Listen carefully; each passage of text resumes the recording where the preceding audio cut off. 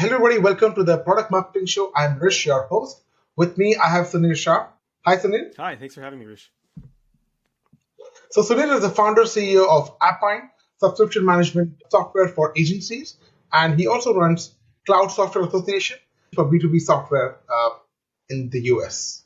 That's all over the world, actually. And if you're a SaaS company, you should come join. It's our association, so we can be together as a group. Yeah, it's 4,000 of us. Lovely. Yeah. Wow. So as a founder for a SaaS, can you tell us about your experience in terms of marketing channels? What kind of channels has worked for you and what you have seen as high ROI? Yeah, so, all the traditional channels, of course, you'll hear content, social, ads. But for me, partnerships is where I spend most of my time. And it's one of the least understood, I think, in SaaS. But it's by far the most effective, most cheapest form of acquisition is partnerships. And we saw that at FreshBooks, at Olark, at Social Text, now at AppBind. Customers come from other places, right? Like they already have an existing business, they have our existing stack. If you can partner with the things that they already use, you're more likely to acquire customers effectively, cost effectively, who are warm and qualified. And that's, by far the most efficient channel you'll ever have. And if I'm a software company, how do I think about partnership? Should I think about people who are vertically integrated with my tool or a product? Or should I think about same product in a different geography or something? There's a couple ways of thinking about this. This is all basically all we talk about at the Cloud Software Association. And AppBind, of course, is a tool to help you manage solution partners. But so I can talk your ear off. But very simply, the first thing you should focus on is integration partnerships. Integrating your software into other software. Customers follow the data, as I like to say. So if you could make the use case of another product better with your product, the customers are going to follow that and sign up for your product. So that's the first thing you should do. But the way to think about partnerships in general, and I think a lot of people fail to understand this, is the customer is the king or queen of the relationship, right? It's their world. And every customer already has an existing business. They're already living through the world. And your job is to fit in and add to what they're already doing. And sometimes customers have to work with other companies before they work with you. So whether it's a software stack they're already using or a contractor they've had to hire, a consultant, they need to work with somebody else in order to take advantage of whatever value you're offering.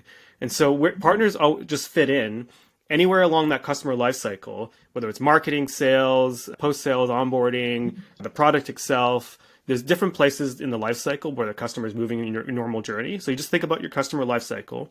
Any one of those points, there could be another company involved. So you can have a marketing partner, affiliates, brand partnerships, co-marketing. You can have integrations, just sending you leads.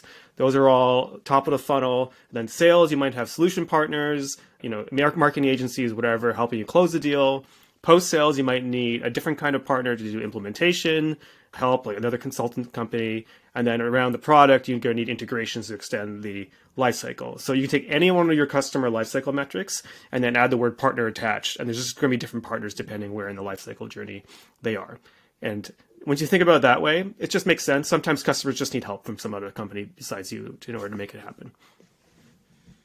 Interesting. And since the world is big in terms of partners, how do you enable a partner? How do you make sure that their customers also benefit? Is there specific kind of content you work with? What do you recommend?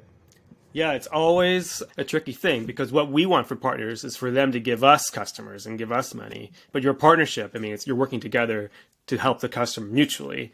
And so some partnerships, the lead flow of customers is one directional. Sometimes you're driving customers out, but you have to think about what the customer needs and why they need both of you involved in their lives in order to create value. And a good partnership, you have to understand they're a separate company from you. And so they have their own profit drivers, which are almost always driven by the customer itself, not from you. Your commissions mean almost nothing to a partner. They're necessary, right? But to pay for the investment in the partnership, but everyone's making money from the customer.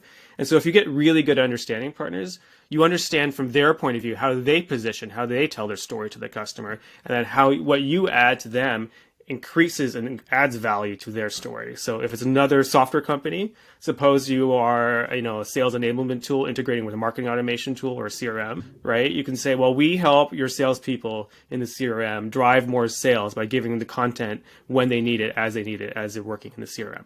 You're adding to that story.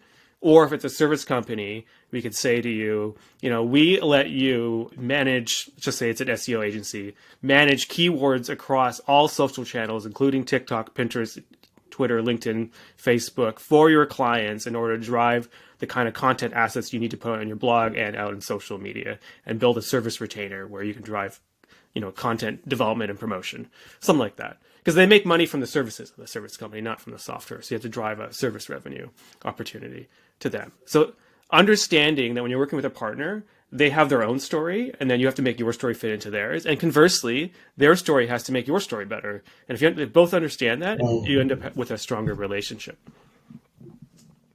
Interesting. And let's say if I want to start, I'm a services company, and if I want to start with partnerships, what kind of tech stack would you recommend to begin with, which is scalable? Well, if you're a service company, I definitely recommend using Appline, because that's exactly what we are. We allow you, like a plumber would never make your clients buy your own pipes and pumps, right? But why in the digital world are we making clients sign up for their own subscriptions? Because we can't handle the risk of buying subscriptions for clients. But this is what Appline ended up solving.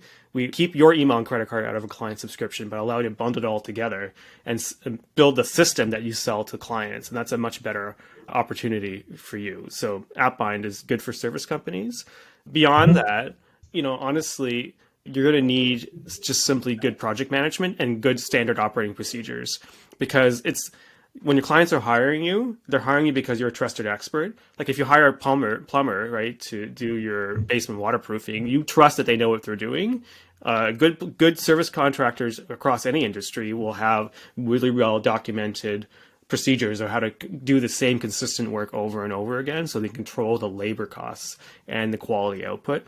So have good standing operating procedures, and I personally prefer Google Docs or Notion for something like that, and just be really, really detailed about what you're doing. It's surprisingly not common to have SOPs, but it is actually the most important thing you can have as an agency. Nice. And what kind of content has worked for you? I understand partnership is one of the channels, but maybe content could go on different channels. What kind of content has worked for you in the past? So this is actually a really good, lesson in ourselves, not understanding the story of our customers who are agencies, right? At the beginning, like we started with buy software and sell it to your clients, which we knew was wrong. I knew that was wrong. I just wanted to try it and get the anger back from agencies, like what was going on in this message. And it turns out, as we were learning from the agencies, how they view technology, for them, it comes down to the three things. Every agency is in the scalability trap where they're selling labor for money, and the more revenue you have, the more payroll you have, which means you have more liabilities next month. And so talking about that and the anxiety of living in a business where you can't scale your way out of risk has actually been the best thing. So that's where we drive our podcast, and we talk about that. And that really resonates with people, because that's actually what they worry about every night. It's not about, managing subscriptions. It's about making payroll, And so that has been a real shift. And the other thing is reaching out to agencies as a software company and just use our stuff right away is never a really good message. So we have this thing called Agency Connect Cocktails, where we buy drinks for agencies and let agencies talk to each other. And it's again about lowering the anxiety of being in business by yourself. We just have agencies talk to each other. That is a much better way of approaching agencies, not just to build a list, but to show that we are really empathetic to their needs. That's what we're really trying to do, is resolve the problems in your business. We care about that.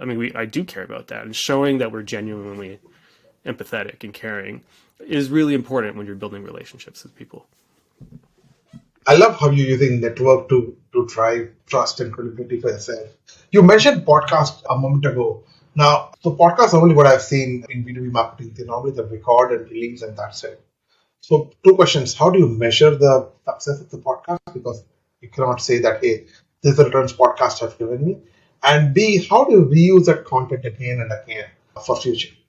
Okay, everybody has a podcast, yourself included. It's just it's like the blogs of 10 years ago, right?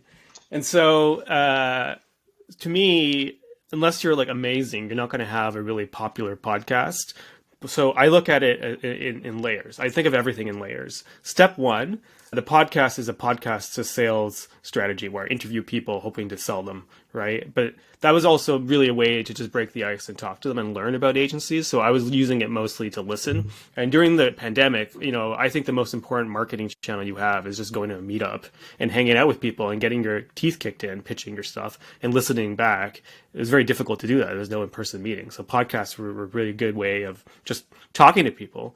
So that was learning and then meeting people. But then I used the content and we learned, and you could hear I'm getting much better at understanding agencies every time I do a podcast and like their pains and reflecting back to them and giving solutions. Those now we're editing down to clips, right? Of like people who have really solved something. And then we're circulating those on social media and buying ads for them as well. Again, not to talk about app buying, but to show we understand agencies and building blog posts.